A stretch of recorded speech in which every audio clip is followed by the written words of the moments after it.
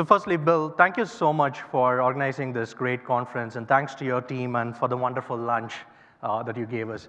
More importantly, thanks for trusting that I'll keep this audience engaged in spite of that wonderful lunch. And I place the trust back on you guys. Let's keep this as interactive as possible throughout this session. If you have a thought or an observation, just raise your hand and we'll engage in a quick discussion before we move on. Predict successes. Go beyond perceiving. I'm sure the last 2 days you have been told enough about how the HR function is all about perceiving and intuition, and we have to get more data-oriented and analytics-driven. Let me first say, I'm a HR business partner, and I think our fundamental strength is in intuition, perception, and gut feel. HR should always retain that and add on top of that the power of analytics and especially predictive analytics to give the value that the HR function can truly give for any organization. And as we go further, let me, since we are going to do data and analytics related discussion here, let me first do some baselining. Succession planning, all of us know about it. So show your hand or raise your hand if your organization has a strong succession planning process already in place. You have identified roles, you have great successors, pipeline, everything built up, you are there. Raise your hand. Wow, okay, but good, congratulations. Let's go to the next group where, yeah, we know what succession planning is, we sort of have the process, but pipeline, yeah, sort of getting there, so the iffy ones, raise your hands. Not bad. And for the rest, let me not explain the state of succession planning in your organization, but I can definitely say I understand the reason why workforce planners are suddenly in demand. Because for doing these things, there is a lot of trust that is placed on the workforce planners and HR business partners. And what we will see today is what we have done at GE around the succession planning process. There you go. So again, I don't have to explain or define succession planning, but the fact remains, in spite of understanding the importance of succession planning, there are very few organizations that have mastered it. And it's only 25% of the organizations that even have what can be called as a strong succession plan for their CEOs. The succession pool is not good, and this is in spite of the fact that poor CEO succession costs billions of dollars for organizations across. I should certainly be worried if GE does not have good succession plan, but I'm sort of worried if other companies also don't have good succession plan. Let's play this out. Let's say a company doesn't have a good talent pipeline, and they are making the list of the top leaders for their CEO roles. I'm sure they would like to have a few GE names in that, right? And I don't like it, but at the same time, I'm very proud, and all of us in GE are very proud of the fact that we have been constantly developing good leaders.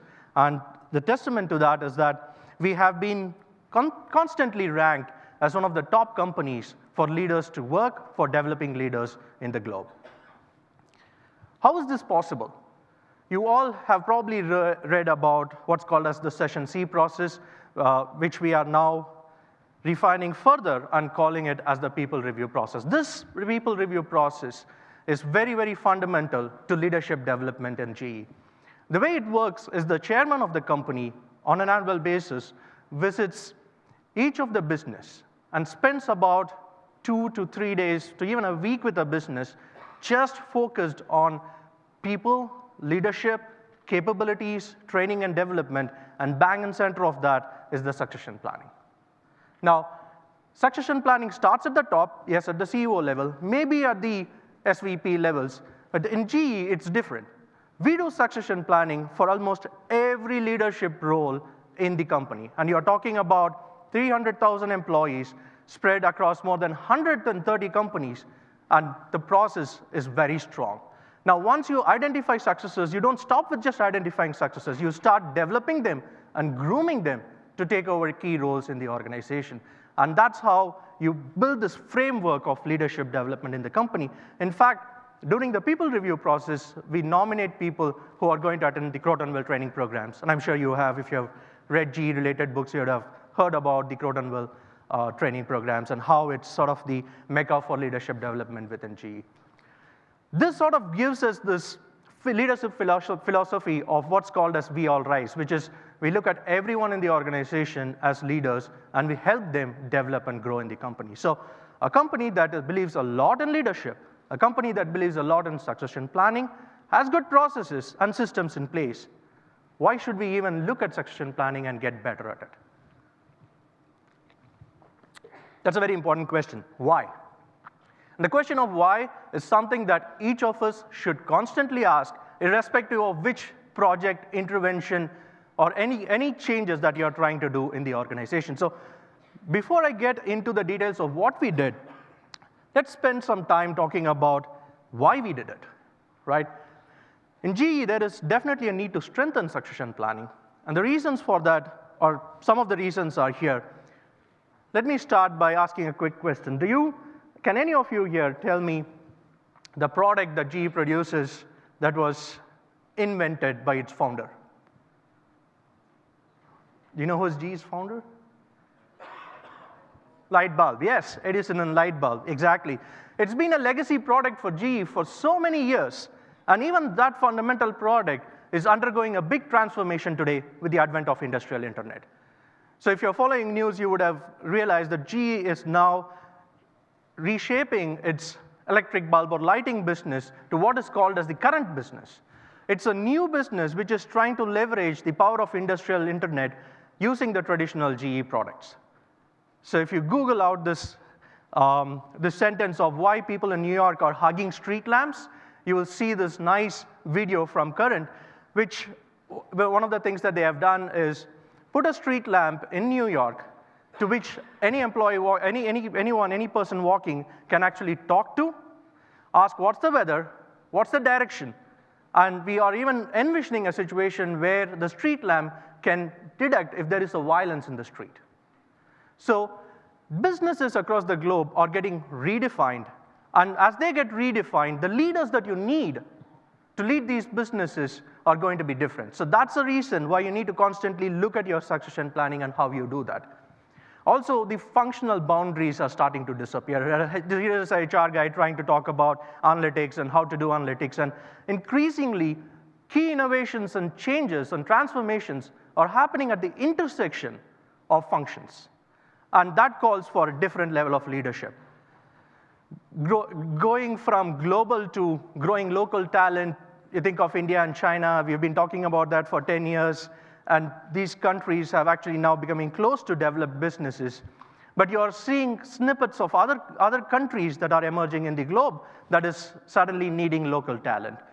And erratic industry cycles. We are in the oil and gas business, and who would have predicted 2 years back or 1 year back that the oil prices will go so low? So things are changing so rapidly, and you need a totally different set of leaders to lead traditional, or to be in traditional roles. The last one, aging workforce and bridging the gap. Again, when we talk about leaders, usually we think of people leaders, people managers, general managers. This one is specifically for technology leaders. Right? If you look at the baby boomers, they are in key technology leadership roles, where the expertise has been developed over many years. And as they retire, you need to start building your succession plan for backfilling them and ensuring that your technology pipeline is strong enough. So I hope I have given you enough reasons to say that, yes, we are good at succession planning, but we can never be good enough because you will have increasingly more reasons to get better. So what did we do? We looked at our succession plan, and we started developing some metrics which our process should address. And let me just step back. If you're into taking notes, I would suggest take notes on the metrics, because this is the what. If the last slide was why, this is the what. And again, this is something that all of us have to think through when we are doing any interventions. I'll spend some time on what are the metrics that we are behind. One is, are there repeat successes? So when you're looking at a 300,000 organization and you're building succession plan for many roles, you could potentially take the same person and put the person as a successor for more than 10 roles. Quite possible, right? But it doesn't serve the purpose because nobody can be a successor for 10 roles. Similarly, what percentage of roles are being filled through your succession plan? So it is not sufficient if you just have a succession plan, but you know what, when the role opens up, there's nobody who fills it, right? So it has to come from your succession plan. So outcome-driven metrics. What percentage of your top talent is actually featuring in the succession plan? Are there top talents in your organization that nobody is thinking about what could be their next role? So start addressing it. And then for a company like GE, where you are in different businesses, it's also important to plan cross-pollination of talent. Can somebody from GE Aviation go and work in GE Oil and Gas? Or somebody from GE Capital go and work in GE Power? So those cross-pollination, what percentage of your positions appear as succession plan in another business, and how many of that actually move? So those are some of the metrics that we are looking at, and I'm sure you would be thinking about metrics that are vital for your organizations as well. And probably some of these are more global in nature. You can pretty much take it and apply to any organization. That's the what. How do we do it? Picture this. If you are doing your succession planning for your organization, typically who are the people in the room? The role holder is there, the manager is there, and the HR manager is there. And typically the next day is usually the review, right? So you're all like scrambling and trying to put your succession plan in place, and you're like, hey, who do you know? Who do you know? Who do you know that can take this role? Right? That's sort of how it usually works. It's good, but not good enough, especially considering the scale of the organization. There could be people in some other part of the region, in some other business, who could potentially do the role that you're looking for, and you might have no line of sight to that person. And that's where the power of analytics and data starts coming in. So instead of the key question being, who do you know, the key question suddenly is, did you consider? So what are you doing? You're actually developing a decision support system. And going back to how I started, most of the analytics tools that we do for HR will be decision support systems. They are not yet ready to be decision-making systems. And let's just keep this in mind throughout. Any observations so far? Any questions? I must be really very, very clear, right, and convincing.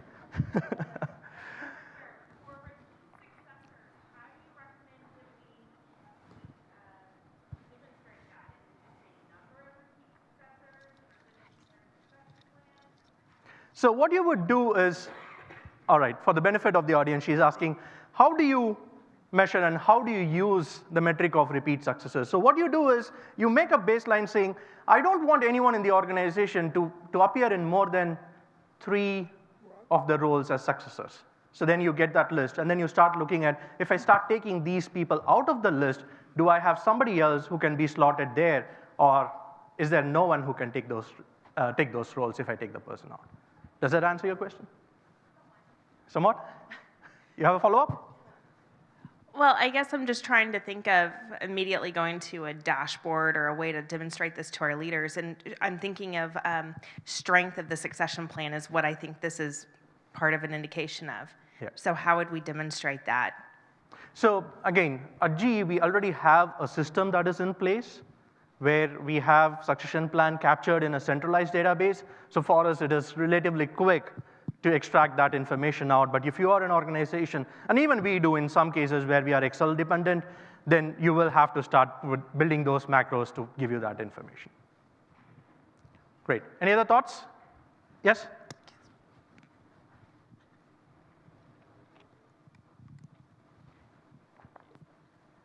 As far as the metrics, roles and positions filled, are they all equal, or do you take into account lateral movement versus upward movement?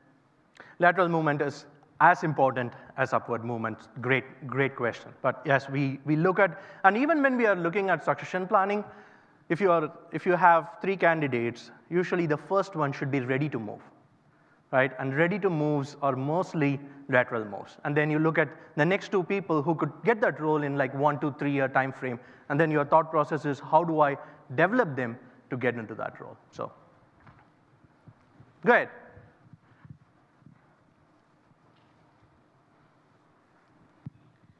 Sorry if you already said it, but this is based on these metrics are linked to your critical positions, right? Is there a segmentation of what are critical positions or roles so you can track those metrics to those to those positions and not to every single position that you have?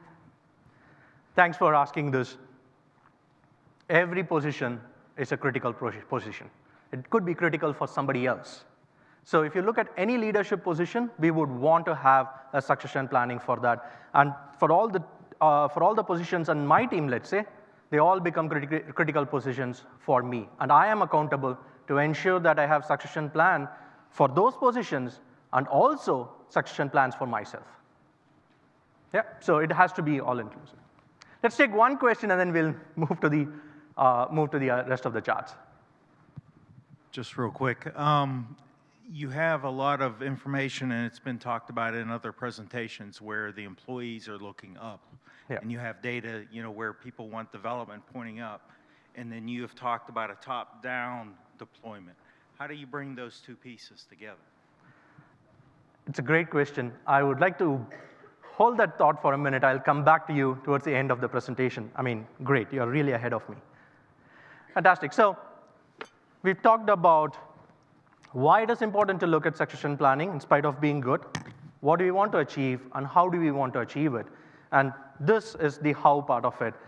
I'd like to showcase a couple of approaches that we have used at GE, and we are doing it as an in-house with an in-house analytics team. It's for you to get some thoughts. These might be applicable for you, or you might look at something different, but just for your own thought process. One of the ways we tried solving this problem is by looking at it as a distance problem, right? So you have a HR problem. You need to translate it into some sort of an equation or a mathematical problem so your analytics experts can jump in and start solving it, right? This is what we are trying to do here. So to me, a role is a location, let's say. And I'm here in this location of HR manager. And I want to move to another location or position, which is, let's say, being the learning manager for the organization. There is one dimension here, which is the change in the function. And there is the other dimension, which is how easy or difficult is it to move from one location to another location? How quickly can you move? Most of the HR managers can move to learning sort of quickly, right? If you want to go into general manager roles or operations, probably you can make that, yes, with a little bit more effort. But if you have to be a technologist, then that's a slight challenge. It's the other way also, right? The other way also is very challenging. But understanding this and quantifying this in terms of level of difficulty will suddenly give you a problem or an equation that you want to solve. And in some cases, the dimensions would be very strange. So for example, let's say there is a technology leader who is working on aviation engines, right? The person might find it difficult to move into a healthcare product. But if the person is looking at a role in gas engines in our power business, then it is relatively easier to move because aircraft engines are fundamentally gas engines, right? So understanding these nuances and explaining it to the analytics person gives you sort of an equation or a mathematical model that they are trying to solve. And by doing this, what you give them is the roles or positions or people in those positions who can quickly move to the role that you are looking for. I hope I'm clear about this. So if there is a VP for sourcing or supply chain, then the algorithm goes and searches for the nearest location and starts saying, hey, these are the people who are the closest, so you can move them quickly into this role. That's one approach, and it has its limitations. We'll talk about it as we go further. The second approach we thought, or we worked on, is what is called as the funneling approach. In this approach, you start with the position, and you sort of narrow down from a huge population of about 300,000 employees to a more closer population of around 4,000 employees based on basic HR information like band, let's say performance rating, to some extent the job function and things like that, and region as well to some extent. And then once you have that target pool, then you start doing text mining and try and get into employees' profiles, their performance management systems, and start culling out keywords that are indicative of their skill sets or their interests, and use that to to come out with a list of around 25 to 30 people and show it to your HR manager or the role holder, who can then say, yeah, this person is probably a fit, this person is not a fit, and then use it as a iterative process where you get feedback and your algorithm constantly starts getting better. At the end of the day, you get like a 10 people or probably 4 or 5 people who could be potential successors for any given role.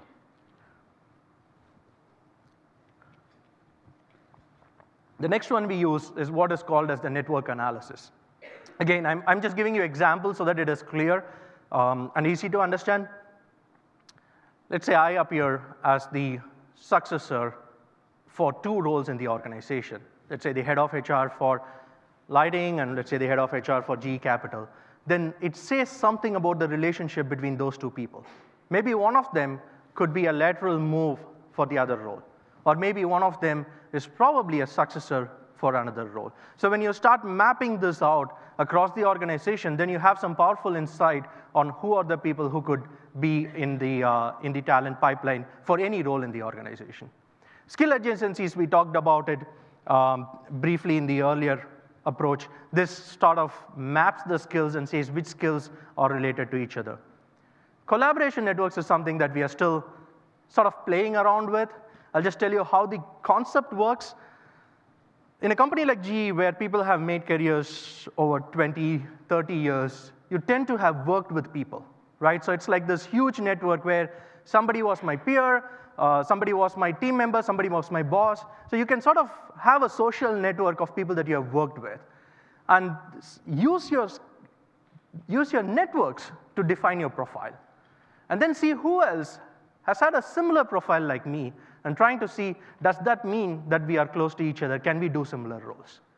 Right? So those are some of the thoughts and some of the ways in which we are trying to tackle it and use that to arrive at the succession plan. So I've talked to you about 3 approaches. One is the distance approach. The second one is the funneling approach, where we use text mining. And the third one is sort of this network analysis. So I'll stop here again for a couple of minutes. Any questions, observations, thoughts?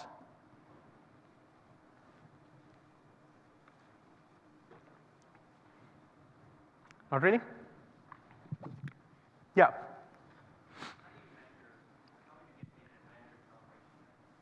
Can you?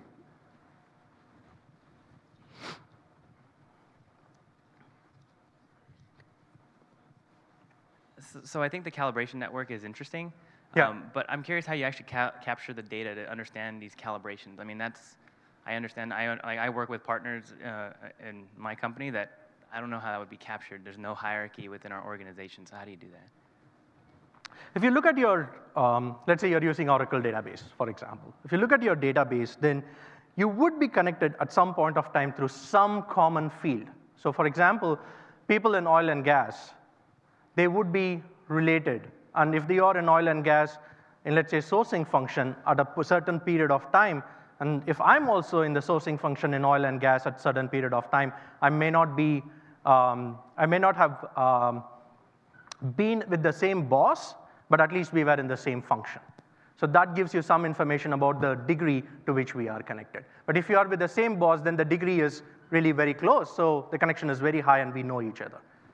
Does that make sense? So when you broaden it across the organization, then you have different people whom you would have worked very closely with, and then there is a degree which says probably they know each other, but we are not sure that they actually worked with each other.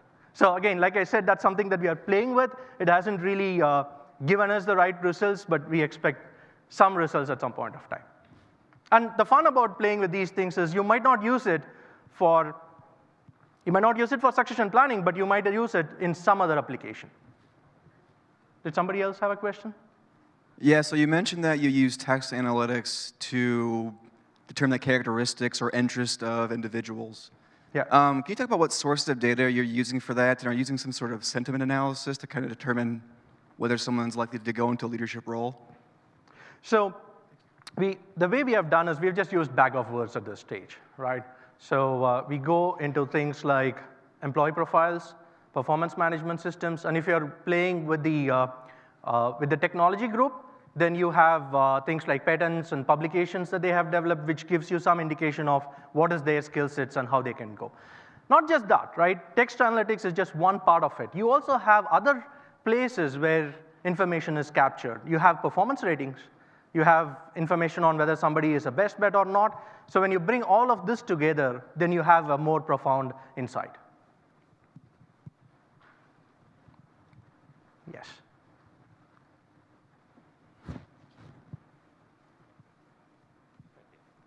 So I'm interested in the distance problem approach and its relationship to, say, clustering algorithms and using distance measurements between vectors. And are you using clustering algorithms, or are you assigning numerical values based on the distance between org levels and functions? And currently, we are just using numerical values.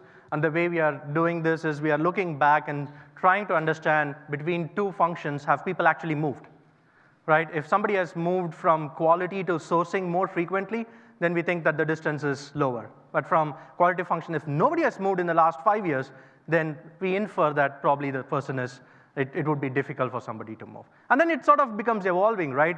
Once you use this information and you start building your succession planning, that also gives you a sense, just the succession planning data gives you a sense of who can move from which function to another function. Great, I think we should move on. Or is there any questions? No, all right. So there's a lot of discussion and debate about whether the analytics function should reside within HR or not. This is my view. Analytics functions, as long as it is reporting and descriptive analytics, yes, probably it could be under the HR function. But if you're looking at more high-end analytics, more predictive analytics, things like machine learning, it should not be under the HR function.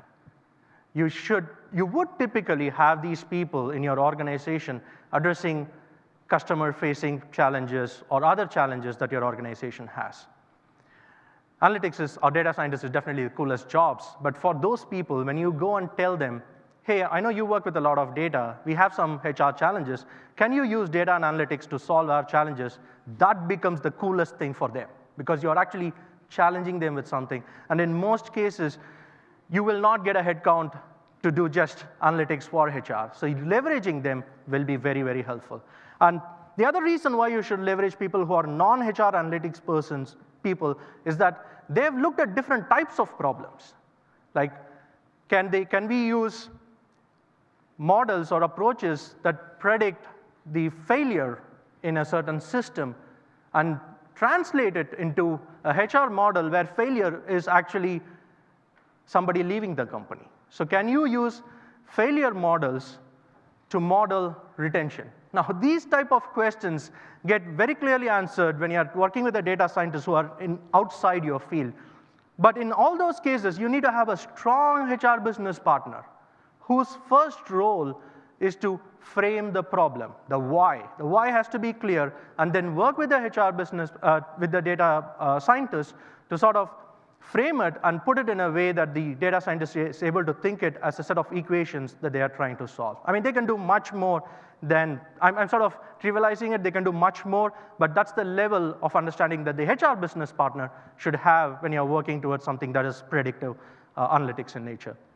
And the HR manager also brings in a very important aspect of cause-effect relationships, because most of the data scientist work is about correlating something to something.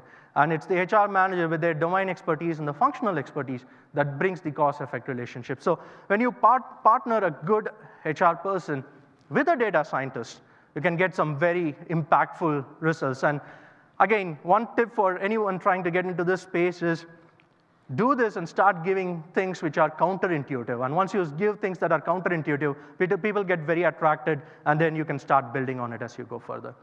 Do not underestimate the importance of IT, your friends in IT, and your friends in compliance. The good thing is HR people generally work very closely with compliance on a frequent basis, but these two people are very, very important. So especially even when it comes to areas like data protection and data access, they are going to be key for us.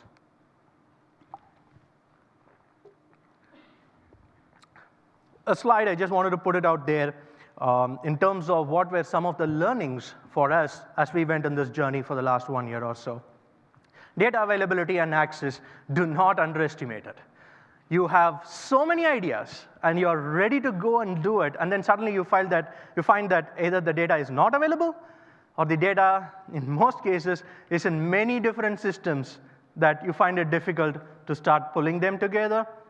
So start working on problems, especially for people who are just starting. Start working on problems where you have a clear line of sight on data, access, and also availability. And always, never, never forget the role of compliance. There are certain countries whose data you cannot access sitting here, so you've got to be very careful of the compliance needs and requirements.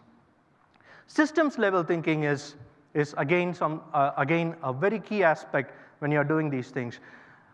We start falling in love with our solutions, and when you start falling in love with a solution, you sort of start forgetting everything else around it, and you're so narrowly focused on the solutions. Start falling in love with problems. Once you start falling in love with problems, then you suddenly open up, and then you look at a systems level perspective. And I'll give you an example, going back to the good question that the gentleman there asked. If you're looking at succession planning, and if you're developing a system that can give you people for roles, it can also give roles for people, right? So in a situation where you have a bunch of millennials who are thinking, hey, what next for me? You can use the same algorithm to say that for you, given your skill sets, given your background, based on our systems, we think these are 4 or 5 roles that you could potentially get into. And please remember, you are probably in the succession plan of 1 or 2 of these roles. When you give them that sort of engagement, when you give them that sort of a commitment that we care for their growth in the organization, we talked about millennials moving every 2 years or 3 years. They're not moving just for the sake of moving. They're moving because they want new experiences. They want commitment that their growth and development is taken care of. And if you can do that within the company, there should not be many reasons for them to leave the company, right? The other thing again, something we are just thinking about, not even started playing with, is the concept of taxonomy. HR guys are very familiar with skill inventories and capabilities, and the problem with those is that it takes a lot of effort to start building them and maintaining them. So the thought process here is, can you use taxonomies instead of capabilities, competency maps and skill inventories?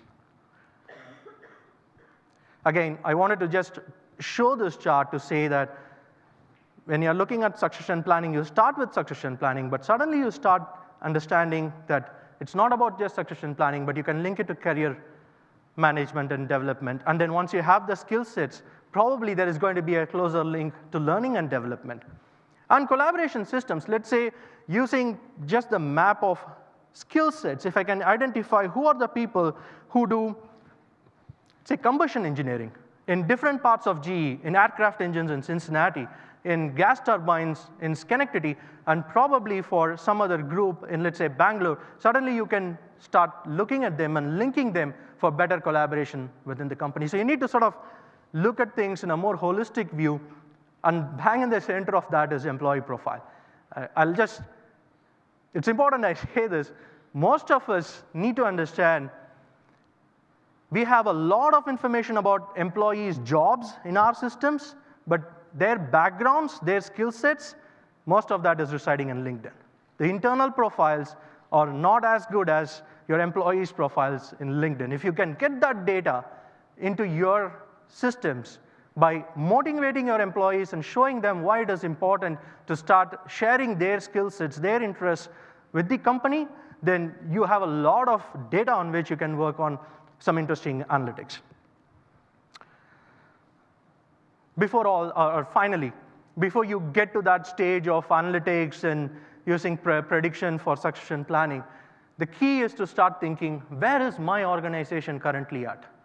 If you have those systems, if you have those processes, like our gentleman over there, great, your next step is predictive analytics. But if you're in a company where your succession planning itself as a process is not sunk in, then this is where you start. You start with a big culture change, where every leader in your company wants to do a succession plan for them because it is not a sign of their replaceability, but it is a sign of their own leadership, and it is also a sign that they are ready for their next role. Okay, so with that, I want to thank you all for the opportunity. Bang on time. I hope we are good.